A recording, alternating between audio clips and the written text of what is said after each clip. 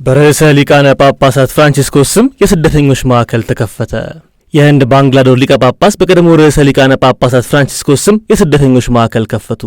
በሰሜናዊቷ የባንግላዶር ከተማ በምትገኘው ማቲኬሬ አውራጃ ይገኝ የነበረውን የበጎ አድራጎት አገልግሎት ወደ ስደተኞች ማዕከል ያሳደጉት የህንድ ባንግላዶር ሊቀ ጳጳስ ፒተር ማቻዶ ናቸው።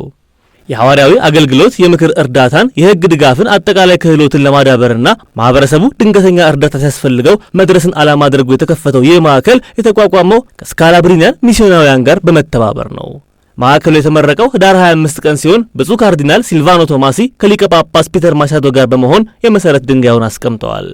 በዚህ ዕለት ባደረጉት ንግግርም ቤተክርስቲያን ስደተኞችን መንከባከብ አንዱ ተልእኮዋ ነው፣ እያንዳንዱ የስደተኞች መስተንግዶ ሕያው ወንጌል ነው ብለዋል። አያይዘውም አገረ ስብከቱንና በስካላብሪኒያን ሚስዮናውያን መካከል ያለውን አጋርነት አወድሰው በስራ ላይ የዋለው ይህ አዲስ ማዕከል ተጨባጭ እምነት መገለጫ መሆኑን አስታውሰዋል።